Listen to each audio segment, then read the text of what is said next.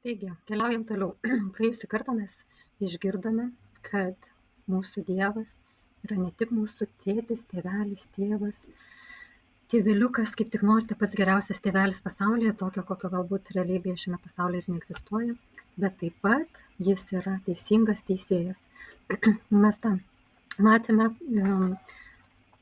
Kristus kuris yra užrašytas Luko 18 skyriuje nuo 1 iki 8 eilutės. Taigi, iš ten matome, kad mūsų dangiškasis tėvelis yra teisingas teisėjas, kuris gina savo išrinktųjų teisės. Tai taip svarbu, gina savo išrinktųjų teisės.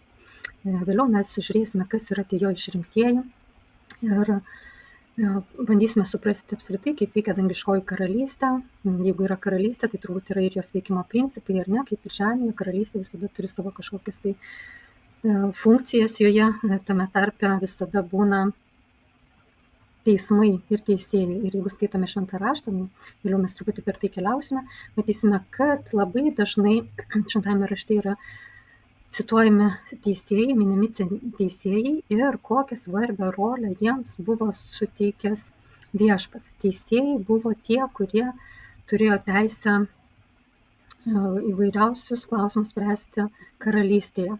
Taip ir galiausiai mes sužinosime, kaip kreiptis į tą mūsų teisingą teisėją, kaip jaustis tuo išrinktuoju ir kad jis apgintų mūsų teisės. Šioje video serijoje aš ypatingai koncentruosiuosi į kreipimąsi į šitą teisingą teisėją su tikslu apginti mūsų netikinčių artimųjų, nepažįstančių Jėzaus Kristaus, mūsų išganytojo žmonių, esančių mūsų artimoje aplinkoje, dažniausiai, kurie mums labai rūpi,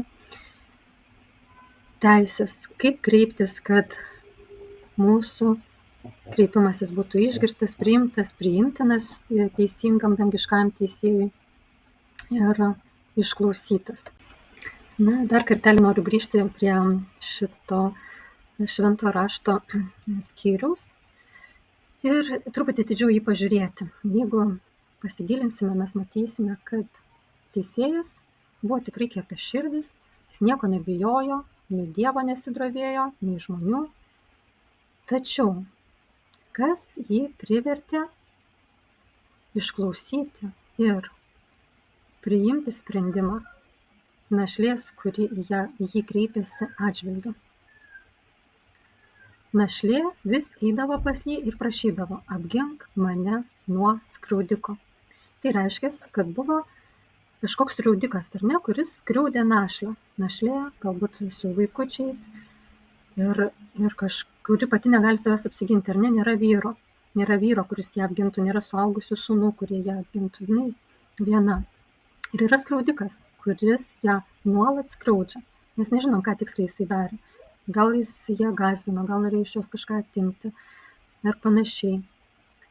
Ar vogė iš jos kažką, ar grasino. Maža ką, ar ne, skriaudikas. Kad teisėjas priimtų sprendimą, ją ginantį sprendimą, kadangi jinai pati negalėjo apsiginti nuo šito skriaudėjo. Skriaudėjas buvo stipresnis už ją, galingesnis už ją ir ji pati negalėjo nuo jo apsiginti. Ką ji besakytų, niekas neveikia, ką ji bedarytų, niekas neturėjo tam skriaudikui įtakos.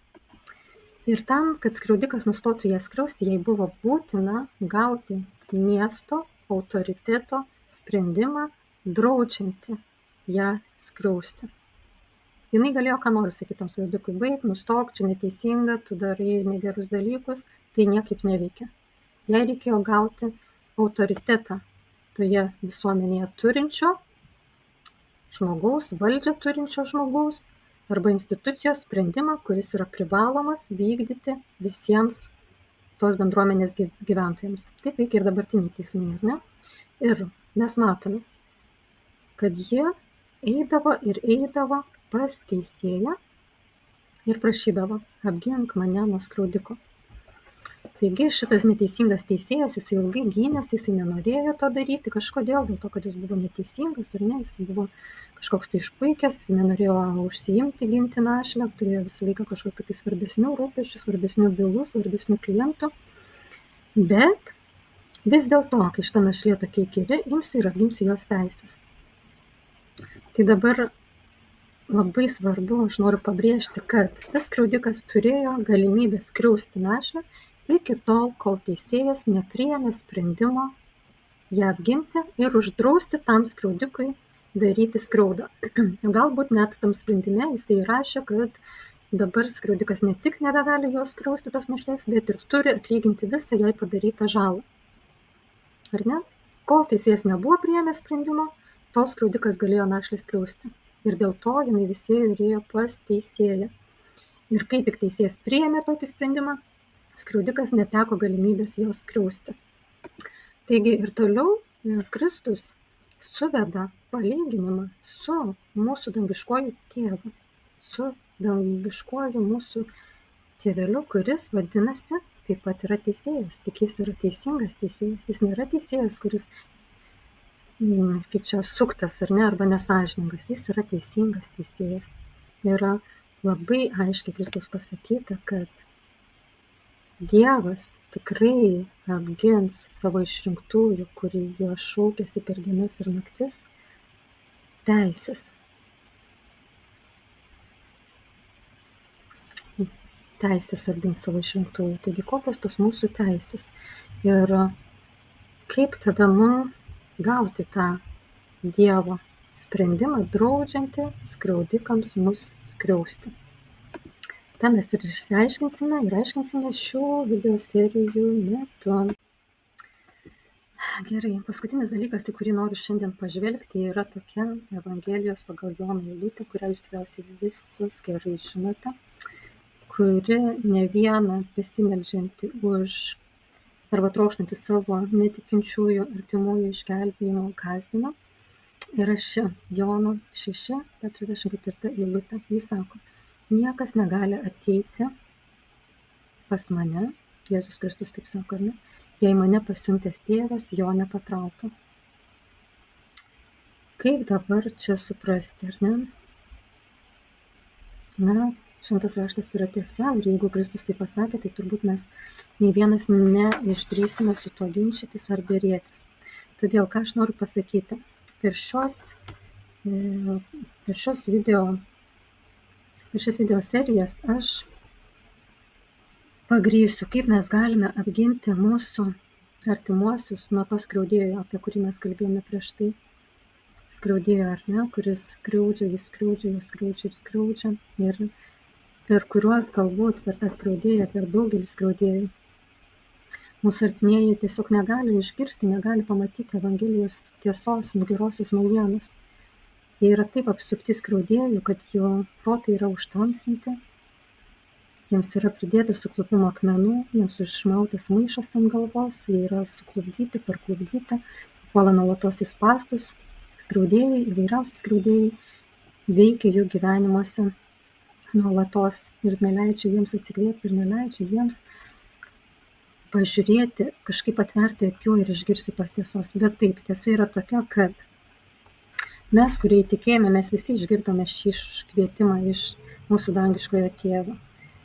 Jis mus pakvietė ateiti pas jį. Ir taip pat, jeigu jūs esate ir žiūrite šias video serijas, vadinasi, aš net nebejoju, kad jūs taip pat išgirdote kvietimą iš mūsų dangiškojo tėvelio užtarti arba melstis už savo artimą ar pažįstamą žmogų, kuris dar nepažįsta Jėzaus Kristus. Tai jeigu jūsų širdyje yra šitas troškimas, atėjęs iš Dievo, nes iš mūsų pačių tokie troškimai neateitų.